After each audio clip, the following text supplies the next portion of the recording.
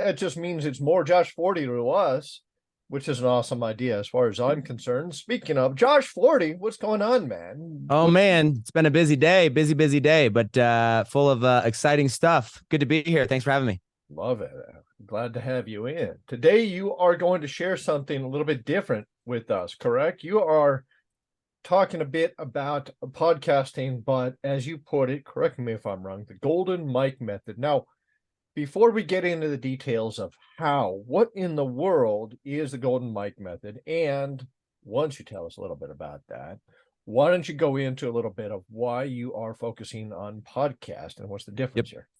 Yep, for sure. So first off, like I said, thanks for having me. Super pumped to be part of Inner Circle this year. It's long overdue. I know. So shout out to Russell for pushing me over the edge there. So I take a very unique approach to podcasting. That's why it's called the golden mic method. It is not what you think of when you think of traditional podcasts. And there is a specific angle around that. And I'll get to, as Russell would call it, the new opportunity, if you will, here in just a second. But a little bit of context of this. I got started in the internet marketing space probably 7 years ago or so, and grew up in the Instagram world, right? Right place, right time there. Grew about 7 million followers or so. At one point, we had about 100 million follower network. Volume, traffic, like very, very messy when you're at that scale. But that was kind of my world. Then I got introduced to the funnel game through Russell. It was .com secrets and then expert secrets, and learned all about the games of funnels. And I was like, oh my gosh, because even at that level of that many followers, like I was taking like six grand a month to take home maybe, right? Like not much. So got introduced to the world of funnels, and then basically just over the course of the next several years of being in that space, building up, trying to build a personal brand and things of that nature. I wanted to get into the game of high ticket because, as I like to say, and people think I'm joking, but I'm being pretty serious. Like, I'm pretty dumb, right? I grew up on a farm in the middle of nowhere. I was homeschooled. Like I don't have any formal degrees or connections or anything. And so I like to learn from smart people. And so I used a podcast in a unconventional way to go and build a network of highly, successful, wealthy people that I got to go and learn from and interview. And in the process of that, it was kind of accidental in the sense of I accidentally discovered the method. I was being very intentional about the podcast, but didn't realize what I was doing was so different than what a lot of other people do. And through that was able to build, a multi-million-dollar company, or, brand, if you will. Won a couple 2 comma clubs. I've never run a penny on ads.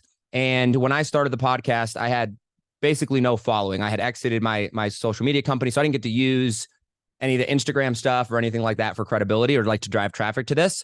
And using the golden mic method, I was able to go and build this up. And so my life has changed by being able to solve problems for wealthy people, right? Like genuinely just connecting with them, building a relationship and network, asking them what their problems are, getting to know them and then solving those problems. They pay a lot better, right? Alex Hormozi talks about that. Solve the problems of the rich and they will make you one of them, right? And so the golden mic method, the premise of that is, how do I create a microphone that is worth its weight in gold, literally?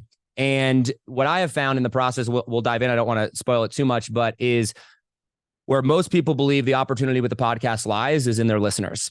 And this is why most entrepreneurs that do podcasts fail, because they try to apply a mainstream model of podcasting, which is how do I go volume? How do I get listeners, right? To a business style business, right? Or a business style setting. And I believe that the opportunity with a podcast comes in the people that you interview and creating a place where you can build relationships with them. And so I've built the entire premise of that on that. And whether you want high ticket deals, whether you want 6-figure deals, whether you want JV partners, you want more exposure, you want to promote your book, you want to get on TV, like whatever you want, I believe can be done with a podcast using the golden mic method.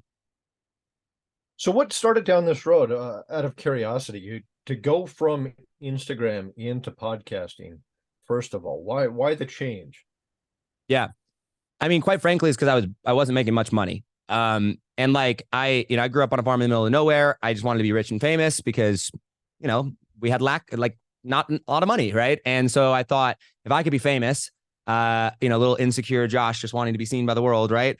And so, I grew up all those followers and realized that I did not know how to monetize them, and I had terrible money blocks. And so really what got me into more of the podcasting, I mean, truly it was, and that's why I'm here, is because of Russell introducing me to funnels. And there was really, I would say, one step between Instagram and podcasting, which is the world of info product coaching, consulting, and selling those services. And when I actually started to go learn sales, the single biggest problem that I had at the time, which is the single biggest problem that I believe almost every entrepreneur has, is I didn't have enough ideal leads. I couldn't get in front of my customer, right? And I realized that if I'm selling a $997 product or even a $5,000 product, I just can't make much money if I have to spend all my time going and chasing down these people and then getting on the phone with people and selling that. Like, it just, the numbers like just logistically did not make sense. And I just remember like sitting there in bed at night and being like, how am I going to make $1 million? Like if I'm selling a $997 product or $1,000 product, like I'm not good at webinars, right? I've gotten better at them now, like, you know, 5-day challenges, but like at the time, like no success. I'd done dozens of webinars, never made any money, right? And so for me, it was like, I literally just had to figure out how to sell. And when I did the math, I was like, well, if I can sell a $25,000 offer, I can make $1 million a lot faster than if I sold a $5,000 offer. And so I just became obsessed with high ticket sales. And like when I say high ticket, I don't mean like $5,000. I mean like 15 or 25,000 is the low end. And then like 100,000, 250,000, like those are the type of deals that like I like to deal with. And so the podcast came out of this way of being like, I'm a nobody. I've got no credentials. I've got no special talent or abilities. I don't really have any money. How do I build something that will allow me to get in front of my ideal person, right? Whether that was for a JV partnership, right? Whether that's whatever it is. And so that's kind of what led into podcasting, was to go document this journey and kind of build up me. And it evolved into what it is today. Yeah. Got it. Love that. Now, out of curiosity, when you go down that road, did you immediately think, hey, I need to change as far as who that ideal person is? Did you think it? That being the folks that you have on the podcast, that you interview, that you connect with and do deals with, or did you go into it like every other podcast? Yeah, that's a great question. Yeah, that's a great question. So I mean, I'm a big believer in podcasts. I am, and I am a big believer because of what they've done. I went into it though, just like everybody else, more or less. I actually started doing Facebook Lives. That's how some people might remember, I would do 365 days till $1 million or something like that. I was Facebook living everything, right? And so there was this process that was basically like, I was just going to live stream myself to success. And a buddy of mine was like, why don't you start a podcast and just put it on there as well? And so I started doing that and trying to build an audience. And like, I was like, oh, cool. I have like 10 listeners. Like, what? And so then I started interviewing people because I thought, well, I want to get around wealthy people. I want to get around successful people. And I really do think that this is an important piece of the equation, which is, I don't think most people, at least in my experience with them, I do not believe most people understand why they're using a podcast, like what their objective is with the podcast. They do it because someone told them to, or because somebody else has it. And it's like, there's a lot of different objectives you can have, right? My objective when I actually started interviewing was, I just want to get around these people. That's it. I just need to see how they think, right? I would hire these mindset coaches or whatever, and they'd say, it's all about your thinking. I'm like, well, how do these people think? And so when I started interviewing successful people, like my objective was not to try to sell them something. It was not to build, it wasn't any of that. It was, I just want to be around you. And what happened is that because I believe that because I came from that place of genuine curiosity, I was there to learn. Like my entire premise was, how do I ask life's biggest questions? Right. Right. And I would go and I would take this genuine curiosity standpoint of, little Josh, like I said, I'm pretty dumb, right? Like I'm not very talented in a lot of areas. Like, how do I just ask questions that would they think were valuable and they'd want to share? And what ended up happening one day is it was actually Brad Gibb was one of the people that I had interviewed, and my brother had died in a helicopter crash. And I was in the middle of this transition where I kind of left my company and I was trying to figure out what was going on. And I needed to make some money, and I was interviewing Brad. And after the interview was over, Brad was like, dude, you're awesome. I like you. We should, what do you do? I want to hire you. I want to work with you or whatever. Right. And that was kind of the first time where I was like, me? Oh yeah. Okay. And so we talked for a little bit, and I said, well, I'll send you over a kind of an outline of what I do. And so I put together a Google Doc, and I, got to the end of it. And keep in mind, my offer was $5,000 at that point. Right. And the most I'd ever sold ever at one time was $15,000. That was astronomical. And I remember sitting there and being like, I'm about to go on this world trip to process the death of my brother. I'm taking my now wife with me. I can't be taking lots of clients. If I'm going to work with this guy, he can basically be my only one. And so I don't even know how I mustered up the confidence to go and do this. but I was like, how much money do I need to make? Right. And so I put $30,000. That's how much it was. And, I showed him like, hey, we're going to launch this Facebook group and this is what it's going to look like and blah, blah, blah. I could justified it. And I remember he reviewed it with the team. And then like, it was like 3 days later, I think, or 4 days later, like he paid it. And I'm like, what on earth? Like, what just happened? Right. Like, how did that, like, there was no sales process, like, they complicated. And so at that point, that really opened my eyes to where I was like, wait a second, those moments, if anyone's listening, like where something happens and you're like, I don't know what just happened, but I know whatever just happened. I want to do more of that. Like, you know what I mean? Like, you're like sitting there and you're like, what did I do? Right. And that's when I really became obsessed with like understanding how successful people think from a standpoint of what makes them part with that amount of money. Because like $30,000 to this guy was like, $3,000 or $300 to me. And so that's when my entire focus and shift became, okay, hold on. I need to focus on creating an environment where the people that I want to network with, do business with, actually want to come and talk to me. And what's fascinating is, everyone asks, how do you get more listeners? I'm like, I have no idea. I don't know. Right. We did about 1.5 million downloads on our podcast before Apple sued us, right, for trademark infringement. We can get to that. But like I made more money off of a 2,000 person email list promoting products than I did with my listeners. I never focused on them. I made all of my money with the people that I interviewed. And I have found that just like, a product, you make a better product, it's going to take less marketing to go and, get someone to want it. I looked at Joe Rogan, right? Biggest podcaster in the world. And I'm looking at him and he's like, he never talks to the camera. He never talks to the listeners. All he does is focus on creating really good conversation. And he is the biggest podcaster in the world. And I'm like, well, why don't I just do that? And so, yeah, we put stuff out on emails and social or whatever, but my entire focus was how do I create that environment? And that's how we got Russell. That's how we got, I think we've done 400 or 300 or 400 interviews now at this point. That's how we got all those, is just focusing on that. And that's where my life changed for sure.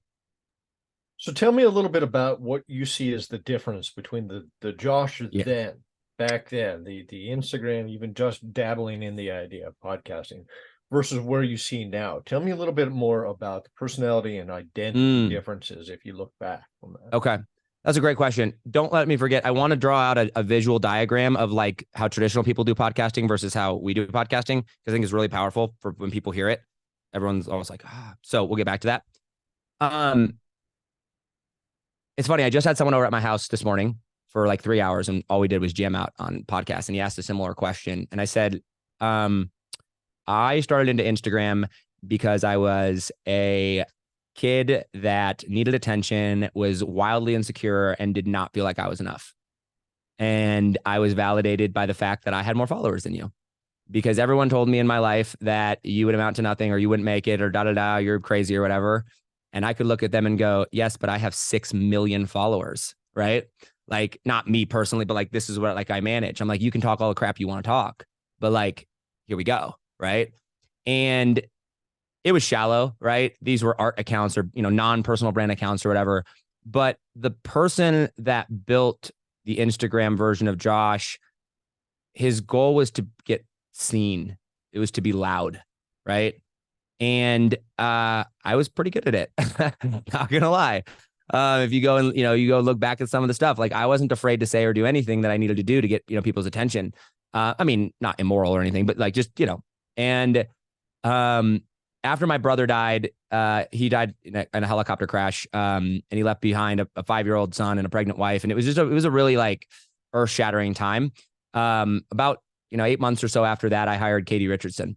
Do you know Katie? She was in the ClickFunnels world for a little bit. You know her? Yeah. Okay. Great. Phenomenal. Like a magic of a human being that I can't even explain. And as I'm sitting there, the story goes, like, my brother's passed away. Like I leave my company, my wife and we get on a plane around the world. We're over in the Philippines in the middle of nowhere, like propeller plane to a dirt runway. My wife gets sick with an intestinal eating parasite. And like can't stand up, can't function, like the most sick I've ever seen someone out of a hospital. And we're overseas, and like we take her to the emergency room in the Philippines, and it's like a piece of plywood for the bed. There's ants crawling up the wall. There's no toilet seat on the toilet. And like, I'm like, I got to get her home. Right. And we fly home. I drained my savings. It was like 40 grand to do like emergency next day, international flights. We had to have like lay down seats. It was crazy. And I went from, 8 months earlier to having this network where people would spend $70,000 a month with us, to distribute content, to like $8,000 in my bank account with no business, no nothing. And I find myself living in the basement of my girlfriend at the time's mom's house over Christmas. Right. And like, you get to that point and you're like, how the frick did I get here? Right. Like, I'm sure you've never had that moment for you, but you've had that moment, right? Where it's like, how did I get here? And that was loud, yelling Josh, who just wanted attention and to be seen. And I remember in the moment, I knew I needed help. And so I looked for coaches, and Katie was one of the people I interviewed. And when I got on the phone with her, like those people, you start the conversation, you just know they're different. That was Katie, right? And she just talked to me in a way that no one had ever talked to me. And when she asked me what my problems were, and I told her all about my business, she goes, "Cool, Josh. So what's actually going on?" And it's like tears running down my face, opening up about this fact that I just feel like I'm confused. I'm not enough. I have nowhere to turn. Like, how could I have all this success, but yet end up here and all that? And all she said was, "I get it. I can help you. I'm $60,000." And like, I, have 8,000 and at the time, but I did, I put down the payment. And what changed there was, after I paid her the money, she said, "Josh, I'll never tell you what to do. And I'll never tell you how to do it." Like, I don't know what I paid you $60,000 for, but that was it. But she said, "Josh, I'm going to help you figure out who you are." And when I went from this place of insecurity and not feeling like I was enough, and I just needed attention, and maybe someday I can prove myself, and maybe no certainty, to this place of, I know who I am. I know what I stand for. Like, I know what I bring. I know my value. I know how I help. Like, I know who this is. And that level of confidence and certainty, it sucked. It was hard to get to that point. But when that happened, now this whole idea of a podcast and interviewing successful people. And by the way, this whole journey is documented on the podcast. It's pretty fascinating. But like, when I now get into the room with successful people, now I don't feel like I have anything to prove to them. I'm just am here. And my goal is to create an environment and deliver a good conversation. And I know that I have worth outside of what I do. And when you have that power, and when you experience that, you can ask someone for $250,000, right? Or $100,000. You can ask someone for referrals. You operate differently, and you think about life differently, I think, as well. And so I think that was the biggest shift, is going from this place of insecurity and not enough to being very certain, and an overwhelming amount of confidence that is based in that certainty, as well as, other things. But that's, I think, where it starts. That's incredible. Love hearing that story. Thank you for sharing with us a bit about that. As far as that attention, if you don't mind, I'd love to just touch on this for just a quick moment. Why did you need that attention? And to go with it is, what's the difference on the attention you receive now?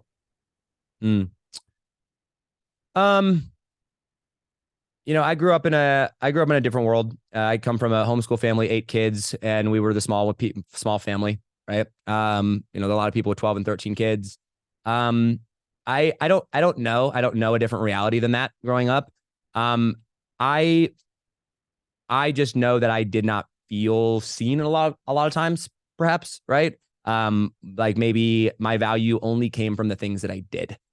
And I thought, well, if my value comes from an external factor, then let me just get a lot of people to know who I am, and there's my value, right? Because if you have like 30 people that know who you are, and I have 3 million, like, I am, 300,000 times cooler than you are, right? And terrible, right? And I didn't know that at the time. I wasn't consciously aware of that, how that was processing. I love my parents to death. They did a phenomenal job. I am who I am because of them. And like, I've learned hard work and morality and my, faith, and so much ties back to that. I mean, they were first generation Christians that moved across the country away from stability or whatever to follow what they thought was good and right, and to homeschool their kids and like break cycles of this. I'm incredibly, incredibly grateful. Right.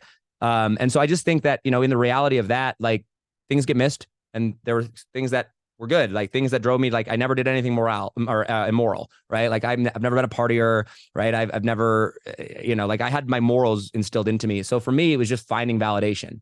And because I did not know how to find any form of worth internally, the followers filled the gap, I would say, if you will, and until it didn't.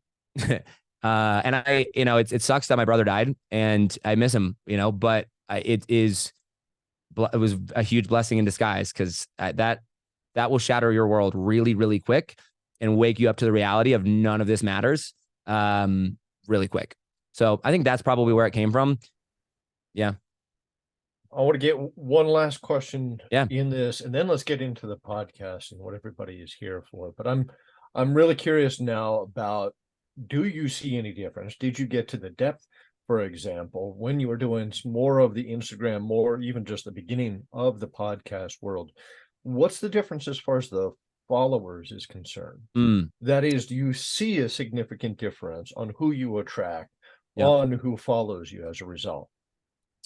For sure. 100, like night and day. I believe one of the things that I learned relatively early on in post Katie, right, is I started studying principles and basing things of my life on principles, because I figured out that principles never change, right? Jeff Bezos is like, most people ask, what's going to be different in 10 years right now? And he's like, the better question is, what's never going to change in 10 years? What's going to be exactly the same, right? And so one of the principles that I learned relatively early on, took me a while to apply, but like this was, I believe relationships are the currency of the wealthy. And you could insert or successful or whatever, right? It is the people that the relationship that you had. And one of the biggest reasons I think I had fans or focused on fans or followers or whatever is because I didn't have to have a relationship with them, and I could make them feel really good and they could make me feel really good, because I did not feel worthy of relationships. Relationships were messy, yuck, right? So I didn't need like depth. I just needed amount. And now I don't focus on followers a whole lot now, which is insane coming out of my mouth, considering how much it drove my life. I really do focus on the key relationships. And when I sit down and when I look at why I love the podcasting model, I'm going to tie this back to that. It has nothing to do with the podcast. It's what the podcast allows me to do, right? And it's like, it's one of the few tools that allows you to do so many things at the same time and build relationships with people, right? And build your business and build your brand. And I think that there's levels to relationships. I think that there's, depth, different levels of depth. But the people that are in my network or in my world now, they're relationships. They're not fans, right? And like I'll fangirl over people and people fangirl, whatever, right? But I'm like, I used to never be like, I don't want to talk to you. Like, email me, right? Or like my fits, whatever. Now I'm like, when I'm out networking people, I'm like, yeah, here's my number. Like, let's talk. And like, and it's just, there's a genuine connection there. And that came with actually starting to like feel worthy of myself and like get grounded in that. I know that sounds cliche, but it's like, if you don't feel like you like yourself, you don't understand why anybody else would, right? And I know that I have many shortcomings, but like I have a good relationship with me, and like I know who I serve. Like I'm Josh Forti. I'm a child of God, saved by him, and I follow King Jesus Christ. Like that is who I am, right? I am powerful. I'm influential. I'm wealthy. I'm free, right? Like that's just who I am. Period. End of story. And so when you start operating that way, relationships don't become scary. So I think I went from followers and fans, and I'm sure I have some of those too now. ClickFunnels, man, you guys are the best. I walk into your guys' world, I feel like a celebrity, right? Like you guys are like, let's go. But the quality of people is people that are having conversations up here, and they want to solve world, problems in the world, and they want to provide, create genuine solutions. They're not here to take.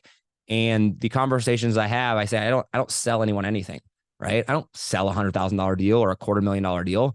I solve a problem, right? And when you solve a problem, like money is the easiest thing in the world. So I think that's probably been the biggest shift, is just like understanding the difference between fans, followers, and then like genuine relationships. Yeah. That's great.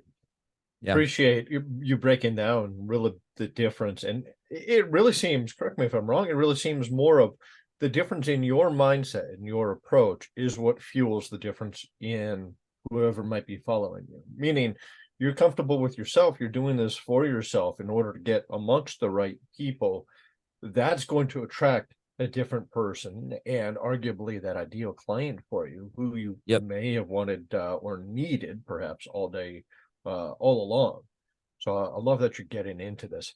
Take us back now, if you don't mind, into some of the beginnings of your podcast before you changed your approach in podcast. And Yep. challenge for you, what might be the most important mistake that you made during that time? So I'll draw this out really quick. I know we have a couple people on here, and I'll just talk to you, but because we have a lot of marketers, right? We do marketing stuff in the ClickFunnels world, right? So you look at podcasting, and this is the example I was going to do. So here's this little guy over here. We're a marketer, right? And so here's us right over here on this side. You can't really see it. I don't have a marker, but you get the idea. And I'm going to go and I'm going to start a podcast. So if I'm a marketer and I'm going to start a podcast, what do most people start a podcast on if they're a marketer?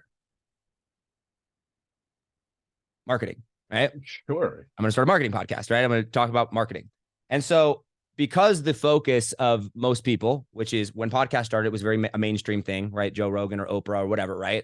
The focus was on building this big audience of people, right? And so what most people do with, and I promise I'm going to tie this back into what I did, right? Is they say, cool, I'm a marketer. I'm going to start a podcast on marketing. And I'm going to go interview people, interview other experts on marketing, right? So now the people over here that you are interviewing, so this is you, and this is your podcast, and these are all your listeners, right? The person over here that you're interviewing, not only do they not have your problem, right? They're already good at the thing that you do. So there's no business that's being done there. There's no, because you can't solve their problem. They don't have the problem you solve. But now your entire audience of people, right? You are telling all of them, hey, I am a marketer, but I'm not the expert marketer. This guy's the expert marketer, or this girl's the expert marketer. You should go listen to them. So now not only do you have no business with the people you're interviewing, you're also going and to your audience, you're telling them that you're not the expert, that they should go buy from these other people. And then people wonder why they don't make any money with podcasts, right? And they go, oh, it sucks or whatever. And I'm like, okay. So going back to the original days of the podcast, I think I'll cover like both what I got right and what I got wrong. Was right from the very beginning, I'm like, I can't be that. Right? If I'm going to go talk to people, I have to be different. I want to get Russell Brunson on the show. Do you know how many podcasts Russell Brunson gets asked to be on? Right? And so right from the get-go, I created a place where we didn't talk about marketing. We talked about life's biggest questions. And I always joke, I'm like, I would literally get on my podcast. We talk for 2 or 2.5 hours with people. And I would ask them if they'd ever done psychedelic drugs, what they thought of Donald Trump and what their religion was. And then 3 days later, I'm selling them a $50,000 marketing package. And people are like, how? Like, because it doesn't matter. They don't care about your thing. They care about you, right? And that relationship. And so I think one of the things that I got right very early on was I understood why someone would want to come on my show versus anybody else's, right? Here was the problem. The mistake that I made is I stopped there early on. It took me a while to figure out how to turn that into anything more. Right. And so I would interview these people, and yes, I would build relationships with them, but I left millions, literally millions of dollars on the table simply by not understanding the value that I could provide to them after the fact by solving their problems, building relationships outside of what the podcast was. And so I would go and I would, pour this money into the podcast. We blow it up. I, invite these people on, and I'm like, cool. Like you're like, this is where the value lies, because I'm going to learn like you, and cool people are going to listen. But then they'd get off and that was it. I'd send them a gift, a thank you, and that's it, right? And so by not cultivating those relationships and not being intentional with, solving their problems and following up and really building those relationships long-term, I think that I missed out on a huge potential increase of business and brand and in knowledge. And it wasn't until, like I said, with Brad that I really figured that out. So I think that was probably by far my biggest mistake. Got it. All right. Yep. What then sets this method apart? And tell us a little bit more about the golden mic method. Yep. You explained the concept behind it, but really even just a matter of finding the right people, the production, intentionally choosing that different audience, especially if the audience is who you're interviewing. Tell us a little bit about the difference here on where you see podcasting on what most people do, most podcasters, versus your approach. Yep. Great question. And I appreciate it. So the opportunity switch, as Russell would call it here, is the value of a podcast does not lie in the listeners. It lies in who you interview. Right. And if you take nothing else away from anything that I've said, just remember that. You want JV deals? Cool. Interview JV people that could be your JV partners, right? Like you want to get on TV, like you're creating an environment where you can interview those types of people. And so when I got into the whole podcast game and started blowing up my podcast, and I would look around at what other people would do. Like I said, that the whole angle of like marketers doing marketing stuff and doing that. And like I said, post Katie, everything that I do is principle based, right? I have to tie it back to a principle. It has to be based in psychology. Like I can't just do it off of a gut feeling or it works because it's not sustainable. I can't duplicate. I can't repeat. I don't know if I can't study the principle of what it is, right? And Myron Golden, man, what a dude, right? I am so dumb. And then I get around him and I'm like, yo, he is so smart. And he said a quote, and he said it multiple times, but it really changed my perspective of things. And he said, people buy things for one reason and one reason only, because they feel like it, right? And at first I was like, nah. But of course, when I dove into the principle, that's why people buy things. That's why they make decisions, because they feel like doing it. And he said, so rather than focus on selling stuff, focus on creating an environment that makes people feel like buying, right? And I remember back even in my Instagram days, early on, like even pre-Instagram, when I was first trying to figure all this stuff out, I lay in bed, I had this little apartment, right? It's like one bedroom. I had like a car with a duct tape window shut, right? Making like $500 a week. And on Saturdays, all I would do is just watch YouTube videos. And I remember looking at like Grant Cardone and Gary Vee and like people like that back in the day and be like, well, it's so easy for them to make money because like people follow them, people chase them, right? And the principle and the concept of this is I can either chase or I can attract, right? And when I got introduced to when Brad Gibb is like a Russell Brunson level life change, right? Like if you don't know Brad and you ever get the chance to meet that dude, like you just listen to him and like do anything that you can to learn from the dude. Brilliant when it comes to money and finance, right? And I start studying money and I start watching like how money works. And I'm like, man, money seems to just like flow places and it seems to be attracted to certain things and I'm like realizing that if I'm wanting to duplicate these principles, right? I'm like, why would I chase people? Nobody likes to, like, if I came up to you and I started running after you, you'd probably run away, right? Like if you had no other context, but like, that's how I would do sales, right? And so the concept of the podcast was, okay, the most important part is the angle of your show, like how this is actually designed, because I'm like, I need to have a place where my ideal client, whoever I want to do business with, the partnerships, whatever, want to do business with me. Want to come talk to me, right? They want to come talk to me for whatever reason that is, right? And so when I would look at what everybody else was doing is they would go and they would create this podcast about whatever, and everything that they do, they thought about the listener. And then they would ask, how do I get better guests? And I'm like, you created a place that your guest does not want to come talk to because you didn't focus on your guest. You focused on your listener, right? And so the questions that they would ask or how they would structure the thing, it's like, what's best for the listener? And I'm like, that doesn't work. If the product that I'm selling is the interview, I got to make the product better. Like I've got to do that. And so my entire focus became, how do I create an environment? How do I create an angle of a show where the topic, where my ideal person wants to come talk to me, not is willing to. Lots of people are willing to do stuff, right? But they want to come talk to me. And the example I always use for this, it's funny, is I go, imagine you were an insurance agent, and you were a marketer, and you were selling marketing services to insurance agents. This is a real story, by the way, like a guy that I worked with. And he's like, I sell to insurance agents. Josh, what should my podcast be? I said, well, what are you going to name it? He goes, marketing for insurance agents. And I'm like, I want to take a Xanax and go to sleep, right? Like, what are you talking about? Like, this is like, what? It's so boring. He goes, well, what would you do? I said, well, if you're ideal person, you want to talk to insurance agents, successful insurance agents, people with money and status. What do they like to do all day? He's like, I don't know. I'm like, well, I spent 3 years in Omaha and everybody in Omaha is an insurance agent, all of them. And it's a running joke in Omaha that all people do all summer is golf. Nobody works on Fridays. It's just golf, golf, golf, golf, golf. And I'm like, so you're going to go and start a podcast selling marketing to insurance agents, talking about insurance. And I'm going to go start a podcast talking to insurance agents, asking them about golf. And I'm going to go and I'm going to ask them to come on the show and be like, hey, I have this place where I interview people in the insurance industry. We talk about their crazy golf stories, business, golf, blah, blah, blah. And all I do for an hour is I just talk to them about golf and business and how cool they are and what they're doing and why they're crushing it. And I make them feel cooler than all of their friends. And then after the podcast is over, I go, dude, that was amazing. So like, question for you. You got this super business or whatever you're trying to scale. What are you doing for leads?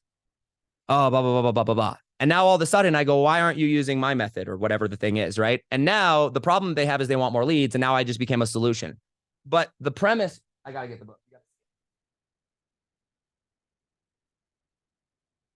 If you want to like be a ninja at psychology and sales, this is one of the best books in the entire world. Persuasion by Robert Cialdini.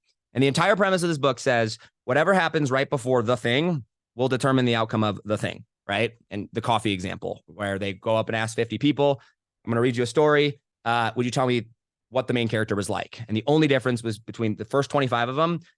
5 minutes earlier, they had someone come up and hand them a cold cup of coffee, ask them to hold it while they tied their shoe, and then took away. And the other 25 did it for a warm cup of coffee.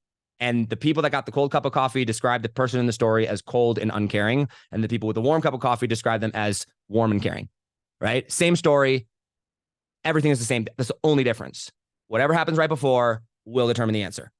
So if I walk up to Jason, who's on here, right? And I'm like, hey, dude, I do marketing. What are you doing for leads? You want to buy my, like, can I help you? You'd be like, no, I don't know you, right? But if I go and if you're an insurance agent and I invite you on my podcast and we sit down for an hour and you tell me all about how cool you are and your buddies, go golfing and all the success that you've had or blah, blah, blah. And now I ask you what you're doing for leads and I go, dude, we could make you look at like double your lead flow, make you so much more money. Now, would you like to talk? Right? So what happened right before determined the outcome of his answer, right? So when I'm going and I'm doing this golden mic method, step number one is I just get the angle right? Because if I get the angle right, 95% of my problems go away. It's the difference between pushing a rock uphill and like getting in a Lamborghini and driving. It's that big of a difference. Because if I can create a podcast or a place where my ideal customer wants to come talk to me, I will never, ever, ever run out of people to talk to. And the number one question I get from people when it comes to podcasts is, how do I get better guests? How do I get more people? How do I get interviews? And I go, I have literally never one time ever had that problem. They're like, how? And I'm like, because my people actually want to come talk to me, right? And it has nothing to do with marketing. It has nothing to do with your thing. And that's the big mistake is people think that they have to go make their podcast about their thing. No, it has to be about something that they want to talk about and that you can like conversate and, show your magic off. Does that make sense? Yeah, absolutely does. Take me back though, because I'm curious that first guest. So example for you, Brad Gibb, who you mentioned. Yeah. What's the approach on that first guest? Or is it just a matter of already leveraging your contacts, people that you already know? Or how do you create that environment for that first step? Yeah, it's a great question. So, oh man, we could go so many different ways. I have a formula to answer this question, and I'm going to answer it because I know that's the answer that you want. We can dive deeper into the psychology behind this as much as you want, but like, here's the answer you're looking for. When we create the angle of the show, we have to validate the angle and we have to make sure that people actually want to come talk to us. Because like I said, if someone wants to come talk to us, they will say yes, right? It's very easy to get someone to talk about what they already want to talk about. So what we do is we come up with the angle of the show. So my angle is whatever your thing is. You make out a list of 10 or 20 people, whoever it is that you know, or that you could get in touch with, that you can send an Instagram message to, a Twitter message to, that you could get in touch with somehow. Maybe it's an existing list, maybe it's an introduction, whatever. And you reach out to 10 people. And if you ask 10 different people to come on your podcast and you can't get 4 people to say yes, the angle of your show is wrong. Because if you actually had a good angle, at least 4 people would say yes. That's the math behind it. And so you just make out a list of who do I want to talk to? Who do I want to build relationships with? Some people, they do 5-day challenges. I used to do lots of those. And so their customer is not who can I interview that wants to buy my product? It's who can I interview that wants to be a JV, that could be a potential JV. And where most people would go is they try to talk business. They try to create this place where that you could talk about money and numbers. It's like, no, they don't want to talk about that. That's what they do all day long in their life, right? People come to me and they're like, Josh, how do we get you on your my show? I'm like, what's it about? And they're like, well, would you want to come talk about marketing? And I'm like, kinda. Like, it's fun. I'll do it. But like, I don't love it, right? I mean, I'm like, I do, but like, I get asked that all the time. But if somebody were to come to me and say, Josh, I have a show where I interview entrepreneurs about their faith and their relationship with Jesus Christ. I don't care if I'm your first interview with absolutely no one listening. I am saying yes to that interview. Why? Because I want to talk about Jesus. I love it, right? And so I will talk about something all day long. So now we can bond over Jesus and that and talk about how Jesus and my relationship with him affects business. And then we can go talk business because now we have a relationship. So when you're getting your first guest, it's simply a matter of going, okay, who are like my 10 to 20 people that I would love to have on the show? Like, these would be people that I can reach out to. I can send a voice clip to. We do a lot of voice clip stuff. Maybe it's Twitter, Instagram, whatever, right? Or that I have a relationship with already. And to where if I were to reach out to them and the only thing that they knew about me in the show was the angle of the show, the topic, what we're going to talk about, that they would say yes. And then I reach out to those people and I say, hey, I'm starting a podcast. We're going to talk about da da da. And then I frame it as a favor and say, hey, if you say yes, like it benefits them. We can talk about that more. And if I can't get 4 people to say yes, then I know my podcast isn't good. I got to go back to the drawing board. Does that answer your question more? Yeah, that does. But it begs a couple more questions that come to mind in this regard. So as far as the concept is concerned, I don't see this from my point of view as a limitation that it's only applicable to podcast. And so I'm curious if you feel differently, that this approach only applies to podcast, but more so to the point of those, let's call it the 6, right? And here's what I mean by this. You say, I want to focus on getting 4 out of 10 rather than 1, 0 out of 10 to say yes. What about those 6? Are you willing to, meaning the 6 that say no? Yeah. Is that someone that you would reapproach in this case? Would you change the format? Would you change the approach? I would adjust the way that I approached it too, because it's my first time, right? My first time reaching out to them. I could have said something wrong, right? But like after the podcast like is up and going, I'll reach back out to them, right? But I have to find something that's working. And if I find something that works and I look at it and I go, I don't like that, then cool, then go back to the drawing board. But the goal is that in those 10 different messages or 20 different, however many you send out, you're finding the way that you present it. You're like, hey, this is what this is going to be about, right? And I think this might help. Once again, psychology and principle behind all of this is I studied why people say yes to things. What makes them, what makes someone say yes? People are inherently selfish, right? It's just who we are, right? So how most people would go, and this is how I would used to ask people to get on when I was dumb, and I still am pretty dumb, but like when I would start getting started out, right? Is I would go, I'd be like, hey, I got this podcast. You would be an amazing person to interview because blah, blah, blah, blah, blah. Would you do me a favor and like come on my show? Basically, right? And I'm basically asking them to do me a favor to come on my show. So now if they say yes, who are they benefiting? Me, right? Yeah. But if I have a podcast and I know that I want to create a place where these people want to come talk to me, I'm going to do this for a long, long, long period of time. This is Think Different Theory, right? Like Think Different Theory. I'm like, I know I want to do this forever, right? 1.5 million downloads. By the way, Russell Brunson, like he reached out to me to come on the show the first time, right? Atlas Shrugged interview. He's in my comment section being like, hey, can we do a podcast about Atlas Shrugged? And I asked Russell, I was like, afterwards, we did. I was like, I'm not messing this up out there. But I'm like, why? Why did you want to come on my show? And he goes, because I'm sitting there and I'm geeking out about Atlas Shrugged and I want to meet, I want to geek out about it with people, but every single podcast that's available is all talking about what? Marketing, right? And he's like, so I want to geek out about this thing and then I see your show and I'm like, oh my gosh, I could literally sit down and talk about this for 2 or 3 hours with Josh and to geek out. Now, him saying yes to coming on my show is a benefit to him. And so if I can change the frame and I can say, hey, rather than if you're a marketer, you have a podcast or whatever you sell, rather than saying, hey, I have a podcast and it would be awesome to have you on, I figure out what's important to them and I just align those. And I say, how do I make this to where if they say yes, it's in their own best interest, right? So Phil Jones, we just had him on. Actually, I did the interview this morning. Dude's like freaking 2,500 stages across the world, 7-time best-selling book. I mean, like big deal, right?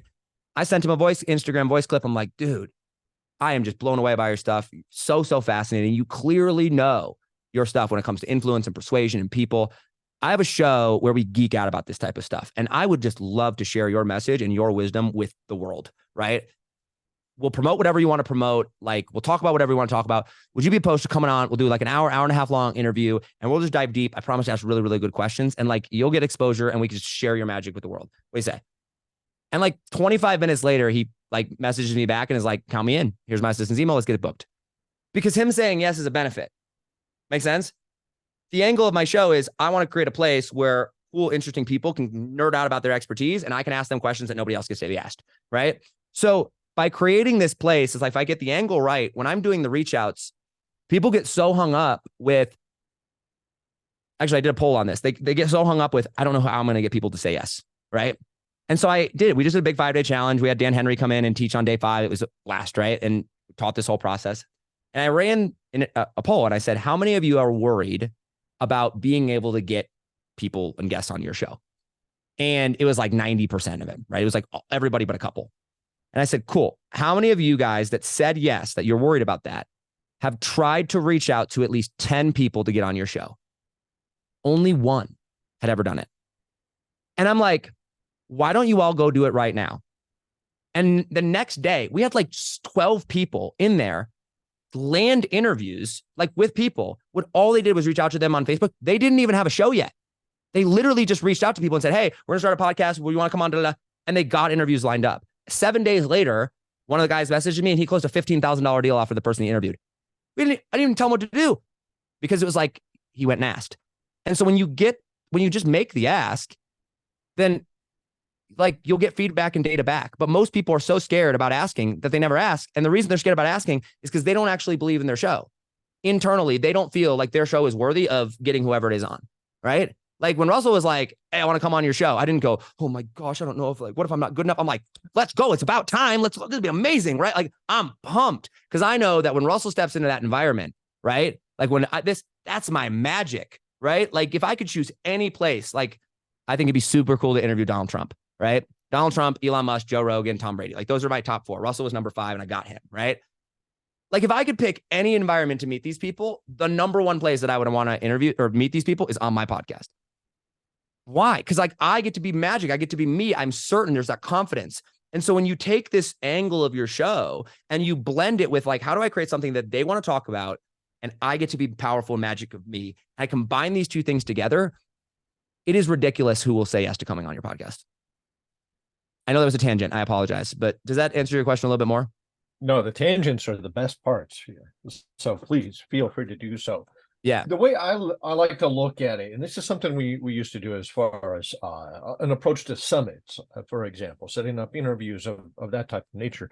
I always look at it as such is right now, whoever it is that you're scared of asking is not on your show. They're not on your summit. They're not on whatever it is. And if you ask them and they say no, there's no difference. They're not on now. If they say no, they're still not on. So the only way to change that, the only way that you can have a difference is if you ask and they say yes. And the only way to get that yes is to ask. And otherwise, I would take it one step further than that and say, if they say no, you're in a better position than you were beforehand because now they said no and you can ask them why, right? Like you get data now and now you're like, oh, well, that's good to know. Well, he doesn't want to because of blank, right? Okay, cool. But that's like, a fair point. If you're me, if you're like I was, I literally couldn't deal with the concept of getting a no. Because anyone that said no to me, it was a direct reflection of me, I thought. They were saying no to me. I wasn't enough. And I was more scared of that than anything else in the whole world, right? So I'm like, it's so crazy how pain will drive us, right? People are like, how'd you figure out how to do it? And I'm like, because I wanted to have 7 million followers so that whenever I asked anybody anything, I could get them to say yes. Right? Like that's really why, right? So that if I wanted to go up to Russell Brunson or if I wanted to go up to anyone, I could be like, hey, I have 7 million followers. Then I could ask them. And who's going to say no to that? It's weird. Status is a weird thing. It's so weird, right? So once I became confident in me and I became like, realized that when I'm asking someone to come on my show, they are not saying yes or no to me. Has nothing to do with me. They're saying yes or no to the podcast. That's what they're saying yes or no to, right? And if it's no, they're saying no to the podcast. Cool, no problem. We can solve a relationship, right? So I believe that I would say my mission in life is, I actually told this to Russell. I was like, if I have one message to the world, it's you can be free, right? Ever since I was a kid, I just wanted to be free, free, free. I got into entrepreneurship and I was like, this is going to be a ticket. And I had all these followers. That wasn't freedom. Then I made money and I looked around at everybody else making 10 times more money. And they were no less free than I was, right? Or no more free than I was, right? Probably less. And I'm like, what the frick? I don't understand this. And then, I found Christ and ironically, when you submit and like, that's where I found freedom. And now I'm free, right? Now I'm free. And like, I'm free in Christ and I'm free in who I am and I'm free in my relationship. Like I know, right? And I want people to know that message, but I don't believe that people can experience freedom until they experience how powerful they are, right? Because if you don't understand how powerful you actually can be and can step into your power and realize that like you have choices, right? Like if you only had one choice, that's only the only choice you had. Are you free? No, you're trapped. You're there, right? And so I told Dan Henry this when we did the podcast, the challenge. I'm like, Dan, I want to explain the challenge this way, or the podcast this way, and blah blah blah, and all this and this big vision. And he looks at me and he goes, and you will be broke. And I'm like, but Dan, like, blah blah blah, people want a podcast. He goes, no, Josh, no one gives a shit about a podcast. And I'm like, yeah, they do. And he goes, no, they don't. I made $30 million. Do you want to know what people want to buy? And I'm like, okay, I paid you $100,000. Okay, I will listen to you. And he goes, Josh, people buy three things. Three things. You want to know what they are? They want to make more money. They want to have sex, or they want to look hot. That's it. Right? So Dan Henry right there. Right? But when I actually went and did that, I made way more money. And he's absolutely right. That's what people want to buy. That's not what gets me excited about the podcast though. Right? Like, yes, it will make you lots more money. Yes, I've made multiple $1 million with it. Right? That's where those two comma club, you can't really see them, but they're up there. Right? That's where that comes from. But there's lots of ways to get more clients. There's lots of ways to make a lot of money. Right? The reason I love this method is because, number one, it requires you to be powerful. It requires you to step into who you are and create that certainty and face yourself every day. And like, the bigger the podcast will grow, the more magic you create, right? And so when you get to step into that and you get to look yourself in the mirror, all of these fears, like so many of them are made up in our heads, right? We feel like we're not enough, or we feel like someone's going to say no, and we never even try, right? And it's like, if you just go and try, but we're so afraid. And so you build this podcast, you build this method to say, okay, look, I'm going to step into being me. I'm going to create an environment where I can be powerful. I can be certain. Money follows to whoever's most certain, right? I'm going to create this powerful podcast. I'm going to create this place where I can be me. And oh, by the way, in the process of that, I'm going to deliver the message and connect with whoever it is I need to serve, right? Whoever my customer is. And so I'm clearly very passionate about that. But that's where I look at Eileen Wilder, right? She's so cool. We were at Inner Circle with her, and she's like, tell me about this podcast stuff, right? I said, well, and I drew her this, right? And I showed her this, and I said, let me ask you, Eileen, who's your celebrity crush? Like, who's the person like you just want to like be around and hang out with? She goes, Jennifer Lawrence, right? And like, cool. So like, you could either go and you could try to impress Jennifer Lawrence and, join, I don't know, go into Hollywood and move there, network and join a gym or whatever. Or like, Eileen is magical, right? Like if J-Lo if Jennifer Lawrence got in in a room with Eileen and they just sat down, like it would just be insane, right? But like, how do you create? She's busy. How do you create that? And I go, well, you create that by creating a show where there's magic, and where that magic is something that Jennifer Lawrence wants to come talk about and like wants to be a part of, to where now you're the prize and this place is the magic. And like, now when you reach out to her publisher, you reach out to her and you write it on there, you get, it takes work, but you get it around there. Now, like, you have a fan for life. It's not an interview, right? It's not that one piece. Now you're doing deals with Jennifer Lawrence, right? Now I'm doing deals with Brad Gibb or Russell Brunson or whoever that person is. And those people used to be my idols, and now they're the people I like do business with, right? Yeah. So Golden Mike method is, how do I amplify my magic and do it in such a way that benefits other people? And the number one question you got to ask yourself continuously. Like, Russell Brunson was my A level. He was like, that's the dude. If I know Russell, he will change my life. I'm a nobody farm kid from nowhere, right? People are like, oh, Russell this or I'm like, die hard, end of the world. Like, if Russell told me to tattoo click on my forehead, I'd probably do it, right? Like, he's my dude. If I knew that guy, he could change my life. So the number one question is how do I make his life better? How do I make his life better? How do I make his life better? Well, if I have a show and I can create a place where like I can make his life better if he comes on, now we have a relationship. And so there's so many different facets of the Golden Mike method. There's so many different facets of a podcast, but it's like, it is this amplification of you that nothing else allows you to create that I have found. I'm curious about some of the content in this regard. And let me preface it by saying this. Certainly it seems that you have no qualms about touching subjects that others might shy away from, that they might be upset by. But is it a matter of intentionally choosing that subject, or is it more a matter of, I'm passionate about this, I have feelings about it, and these are the types of conversations that I might have with a friend that actually gets to the heart of the conversation. Is that really the approach? Is I don't care what the subject is. I want to have that passionate conversation. So let's create that. Yep. Yeah, you said that very beautifully. It is definitely the latter. I mean, I don't talk with controversial topics about people that it doesn't make sense to talk about controversy with, right? And I do with others. I don't shy away from it, but I think you said it beautifully. It's like, how do we create that conversation like with a friend? I how many of you guys listening want, like, you want to be friends with powerful people, right? You want to be friends with, successful people. You want to be friends with, people that have lots of money or whatever that looks like, whether it's to them as clients, whether it's a JV partnership or whatever. I took a week and I studied powerful relationships, and I'm like, well, how do I just recreate that? Because that's really what we're building, right?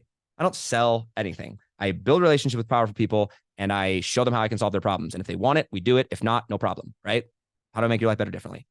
And I found 3 elements of powerful relationships, right? When I looked at, highly in business and in these highly powerful relationships of people that, networked and did stuff together. The first was they had to connect on values. And so you have to have some shared value, and values is how you make decisions. And so when I looked at that, I went, oh, that's what I'm doing right on the show.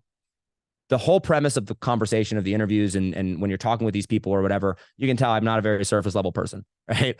Like that's changed though, right? I used to be very insecure, so I keep it up here, right? Now we're deep. Is how do I get the conversation to the part where we're talking about values? I don't care what it is. We might have a shared value over family or faith or freedom or whatever, right? But how do I get the conversation there? The second part of a powerful relationship is that it has to be mutually beneficial to both parties. Both parties have to get better while being part of it. And so I look at my relationship. I did a whole podcast on this actually, and I compared my relationship with Dan Henry to my relationship with Brad Gibb to my relationship with Russell Brunson, right? And I was like, if you look at those 3, like Dan Henry and I connect on like 2 values, right? Russell Brunson and I connect on like probably like 5 or 6 values. Brad Gibb and I connect on like 13.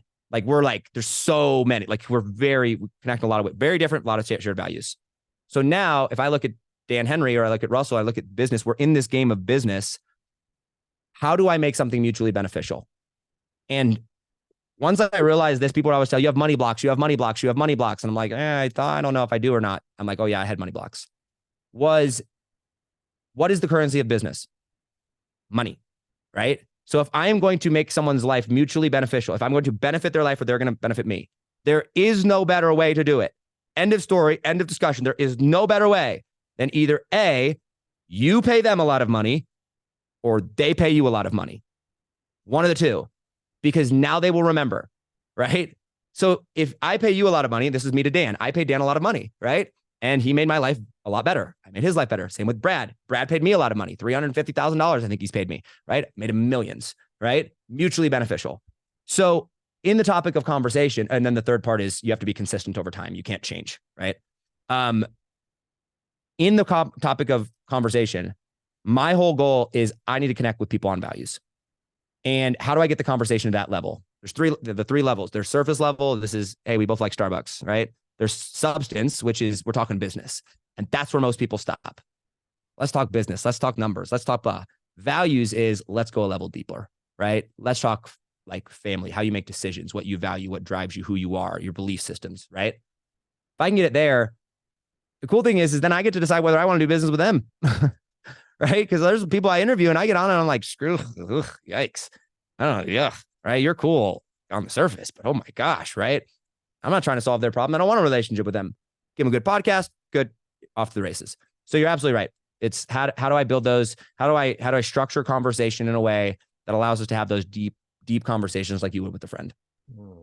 Got it. So without getting into names, without getting into specifics, or feel free to, in this regard, are there any subjects that maybe you wouldn't go back to again? Are there any conversations you wouldn't revisit? Or are there any people, let me put it this way, why would you not bring those people back? Or better yet, why would you not do business with them? No, there's nothing off limits with me. I don't regret any conversations I've had. The only boundary, so I say know your boundaries going in, right? So I am very, very open, like insanely. Like my life is on a podcast. Like go back and listen. But my boundary is my wife is a private person, right? So I will talk about everything except for the specifics and details of our, like what we do in our relationship, right? Because that's her thing. Like she's like, I don't want that public. And I'm like, cool.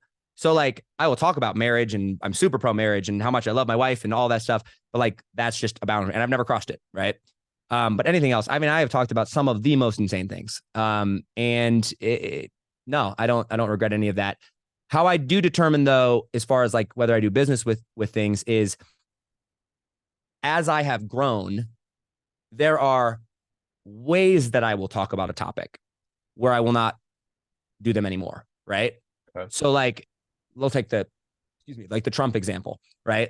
This is very open, right? Like I always talked about Trump openly very much during the presidential election and the whole thing. The way that I had conversations about that, I would not structure the conversations in the same way. I would still have conversations about it, right? But I'm going to have because I've grown and I understand myself better and I understand people better and I understand, that I would approach the conversation differently.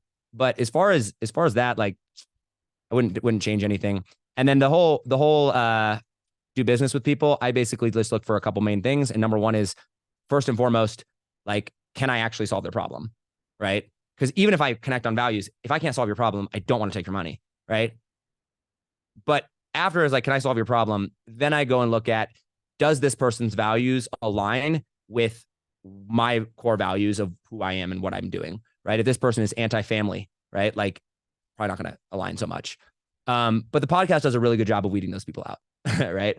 And then third is this person going to try to change me? Because I'm not going to try to change you. You believe me, you're not going to change me. Right. Like I'm going to be me. And so I want to make sure that like they know who I am coming into it. And that's why I encourage people, even on sales calls. I'm like, do you understand how I operate? Right. And there's been a couple people that are like, what do you mean? And I'm like, what are your political beliefs? And they'll be like, blah, blah, blah. I'm like, cool. I don't care. Come on in. Do you know where I stand? Right. Because I make fun of that literally every day. Right. So like, and I'm not going to stop just because it's you.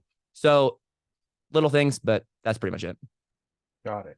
Got it. Yeah. So let me bring up here, there was a question posed by Stephanie in our group just a little while ago today when she touched on interviewing someone that couldn't be further from her point of view. And whatever the subject is, of course, sure, she's focused on the parenting niche, but let's take any of these in this regard. Is this a matter of, do you go seeking out someone with a different point of view? Or are you simply not interested in the beginning on turning them down? What's your approach as far as if this is maybe a subject that someone might feel a bit sensitive about in any way, shape, or form, maybe extremely passionate about? Is there anything that's going to prevent you from approaching them in the beginning? Yeah. I wish I had a more direct answer to that question. The answer really lies in, what is the purpose of your show? Like, what's the purpose of your podcast? What are you trying to accomplish? And how is it structured? Sure. Right. So for me, come on, let's go. Right. Like you got a different opinion. Like, let's battle it out. Cause I know mine's better than yours. And if yours is better than mine, then you're going to be able to prove it. Right. And like, I know what I believe. So if you can find holes in it, let's go. Right. Like I would love for you to poke holes in my belief so I can go fix that. So for me, people know that, but I'm also not trying to, create an environment where we shy away from controversy and we attract to certain people and blah, blah, blah. Right. Stephanie, and I think I commented on her post on this. I was like, you do it good with your gut. With her, absolutely. I would steer away from that. Right. I would focus on you're creating an environment that is going to repel the people you don't want and attract the people you do. And I know that sounds woo-woo, but once you experience it for the first time, like once you actually experience like attraction and repelling, it's fascinating and you'll never go back because you're like, oh, it's a literal thing, right? It's actually like a magnet. People actually steer away from me because of my beliefs and people are attracted to me. Number one reason people buy from me, crazy. Never would have this. We poll our customers. Number one reason, because of how vocal I am about my faith. What? Right? Like so weird, right? But I'm like, oh man, that's why I buy from Russell. Oh, okay. You know what I mean? So for me, I don't steer away from that. But I would say, what is the purpose of your show? And for many people, I would say that you just be careful with who you reach out to and do not feel bad about not publishing the interview if it doesn't work. I told Stephanie that too. Like, don't you don't have to justify your beliefs, right? Like they're your beliefs. So if you got a problem with the interview and it didn't go well, don't publish it. Yeah. All right. As we're getting closer to the end of the hour, I know you have to go here soon, but Yeah, I got like 18 minutes, so whatever. what about the golden mic method specifically have you not told us that you're willing to share? I mean, really the steps of the golden mic method are get the angle of your show, right? Reach out to your ideal people, interview them, and then like, in building the relationship. And then how we close the deals on the back end is I never, ever, ever, ever, ever, ever, ever pitch people right after the interview, ever. Because now if it could very easily be misconstrued as you just interviewed me because you wanted to sell me something. So post interview, I ask questions. We talked about, the problem that I solve, and, I learn more about them. And then I follow up with a Google Doc. And that's just a 2-page Google Doc that kind of outlines stuff. And so it's the follow-up. And it's just those 4 steps. I think the things maybe that to remember, or I think the pieces that lie at the center of this are, this isn't something I just made up. Every single piece of this is based on a principle of psychology. So like the concept of the angle of the show is the psychology of attraction versus repel. How do I it's easier to get someone to do something they already want to do. So why don't I just create a place where they come to me rather than I have to go and chase them? The concept of the interview is not how do I pre-frame someone to, or how do I, how to go sell someone something. It's people buy people. People buy when they feel like buying. People buy like when they trust. How do I create a place where they trust, where they want to come talk? We want to do business together, right? Same thing with every single one of these pieces is based in that psychology. When we reach out to people, it's the whole concept of people will do something if it's in their own best interest. So every single ask that I do is how do I frame it as a favor? I'm doing them a favor, right? If they say yes, it benefits their life, not mine, right? So in going through this process, I hear a lot of like, oh, that's not relevant to my business or what I do or any of that. And I go, do you want to be friends with powerful people? Do you want to be friends with successful people, influential people, rich people, whatever, name it? Would that change your life and change your business? JV partners. If the answer is yes, then the golden mic method is for you. But you actually have to be genuine and authentic to who you are and be genuinely curious about these people and genuinely want to make their life better. Because if you aren't, people will smell bullshit a long way away, right? And like people know. But when you are genuinely curious and you sit there and you're asking genuine questions and you genuinely want to get to know people and you are genuine about wanting to solve their problems and you genuinely are like, how do I create a place that's an environment that these people I can serve? How do I genuinely make Russell Brunson's life better? And I know we're in Russell's inner circle, but like my relationship with him is public enough. I can say this, like, I don't have any ulterior motive with Russell, right? Like I'm not secretly going, when can I make this ask? Like I just want to make his life better, right? I love the community and I love that. And I'm like, there's no ulterior motive there. And that's benefited so many ways. I made so much money, not from Russell, but just because of that relationship. And it's like, because I just wanted to make his life better and I wanted to create a place where I was like, can be curious and show the magic. And so if you have ever felt like you are, the way that you sell is maybe misaligned, or the way that you're asking for JVs is misaligned, or like, you don't feel like you get to show off your magic and build these powerful relationships. You feel misunderstood. You feel like you could connect with people if they really knew you. Yes. So start a show using the golden mic method where you can create a place where they want to come talk to you. So I don't think there's anything really that I didn't share. But I think the principle of like being curious, knowing who you are, being certain in that, and then being very genuine and having no ulterior motives with this will lead you to more money and opportunity than you could ever imagine. Because I've never last thought, it's like I've never ran an ad. Like we tried to run ads on our last launch. I made like $400 and my ads account got banned. Right? Like I've never run an ad. I don't know. I'm too dumb to sell low ticket. Right? Like you got to figure out a million things if you do low ticket. Right? Like I'm just like, how do I just be me and like be genuine and ask people questions and solve their problems, and life is great. And I think that most people overcomplicate success when if they just tapped into who they really were and were confident instead of unconfident, certain instead of insecure, that their life would change. So that would be my final thought for that. Love that. maybe you have just a quick moment here to touch Yeah, on yeah, we're good. perhaps a bonus idea, but I'm curious because you brought up in the beginning as far as who you were then when you started out, as far as that shallow need, as you put it, for the attention, for everybody to follow you on Instagram, and then the adjustment, the change that you get from changing that approach. The ideal client, the ideal person that you want to be in front of isn't the audience anymore. It's now the person that you're talking to. And the audience will come, but 100%, yes.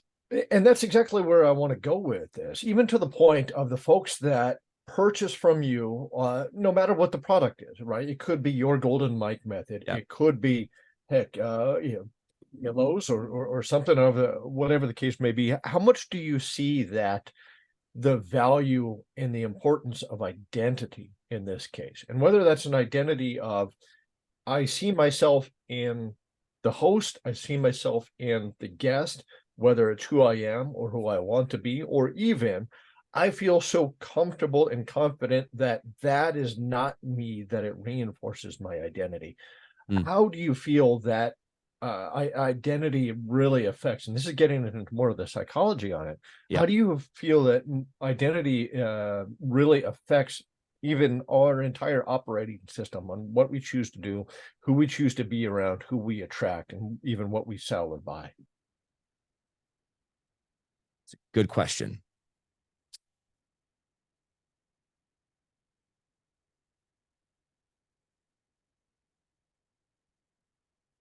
After Kyle died and I was working with Katie, I actually had a quote for years on my phone. It's not there anymore. I just changed it like 2 months ago. And it's a quote by Tony Robbins. And it says, the strongest force in the human personality is the need to stay consistent with how we define ourselves. Identity, right? And so when you listen to Russell, and Russell talks about, he just did a post on the other day about this. Everything is status. It's increase or decrease, right? Like, how am I going to make decisions on this? When you realize that everything is identity, you start to take a very different approach to how you create content, who you interview, and things of that nature. So I would say that if there was one thing that made the Golden Mike method work, it would be the identity piece and the identity that you create. And when I say you bring a magic to the show and you create this environment where these people want to come talk to you, most people, because I know this because I couldn't, most people cannot look themselves in the mirror and go, people want to be like me. Right? They can't fathom that. And not from a place of arrogance or pride or anything of that nature, but I know for me, when I could look myself in the mirror and go, I like me, what I bring to the table, what I stand for, my ideas are valuable to the world and make people's lives better. Right? And I found that when I found Christ, because I was just like a mess before that. And then I was like, here's Jesus, and like, cool, these ideas are his ideas, not mine, but I know who I am in my vessel. Katie Richardson, like, my life changed. And Katie Richardson looked at me. I don't know if I've shared this here, and this is a funny place to do it. But she asked me, she said, Josh, why are you chasing Russell Brunson? And I said, what do you mean? He's Russell freaking Brunson. Like, dude, he's the GOAT. Like, if I was friends with Russell, what? Like, because he's Russell. And she goes, so why are you chasing him? You're acting like he's above you, right? Like, why don't you get him to chase you? And it was like someone gave me permission to flip the script of like, wait a second, hold on. Russell isn't, and I love Russell. He's the GOAT, right? Like, no, everyone should follow Russell, right? But like, that gave me permission to go, wait a second, I have something of value to add here, right? And so the identity piece, when you are creating this podcast, it's all an identity. That's what the energy is. That's what the environment is. And so you create a place that's in alignment with who you are and with the type of people that you want to attract. And like attracts like, birds of a feather flock together. Look at Joe Rogan, the type of people that he interviews, right? Like, it's because he's Joe Rogan, right? And then you look at Lex Friedman, and that is different. And it's like, when you know who you are and you know the value that you bring to the table and you create an environment that is an amplification of that, it is unbelievably insane what you can accomplish and who the opportunities that you will get, because most people have no clue who they are. This is why I told you I was so passionate about it. It's because you have to know this. And so when you're creating these interviews, you're either inviting people to be more like you, or like you're interviewing people that you want to be more like. But it's not one above the other. It's just, these are powerful, good ideas and good identities that we should strive to go and share. And that's attraction versus repelling. So I don't know if that directly answers your question, but I think that like it's all an identity piece, because the better you understand identity, the better you understand psychology and so on and so forth. I don't think I could have asked a better question to end that on, or you answer it even better than that. Yeah. Josh Forti, I appreciate your time today coming into our campfire chat. Thank you very much for sharing the approach of the golden mic method with us here in the inner circle. We look forward to having you again here in April. If anyone wants to reach out to you, Josh, how do we get a hold of you? Oh man, I mean, Instagram, Facebook. I mean, feel free to get a hold of me. I'll network and help wherever I can, but just go listen to Russell. Like, Russell's way cooler. Like, you're in inner circle. You've learned from the best. But Instagram is probably the best way, at Josh Forti. Yeah, that's probably the best way. And if I could, I add one final thought. Oh, please. Okay.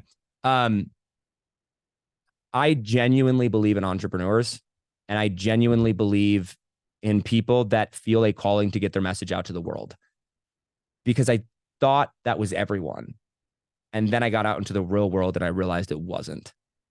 And I believe that people like you have, if you're listening, like, you have immense power, you have immense magic, you have skills and gifts that are waiting to be seen by the world. And I don't mean that in some cliche like BS of like, your voice matters. No, if you suck at what you do, your voice doesn't matter. You shouldn't be heard. But if you actually know who you are and you tap into that power and that certainty and that confidence, and you are able to look yourself in the mirror and go, what I have to offer the world makes the world better. It leads people to whatever that calling is. Like, I have such immense belief in you, and I don't care who you are or what you do. Like, I believe that you should have a podcast, because I believe that when you get around powerful people, it unlocks something inside of you that you cannot unlock inside of yourself by yourself. And so my hope in sharing any of this, and I'm happy to answer questions and network or whatever, send me a DM. My hope in this is not that you walk away going, cool, Josh taught me some stuff about podcast. Oh gosh, I don't know that much, right?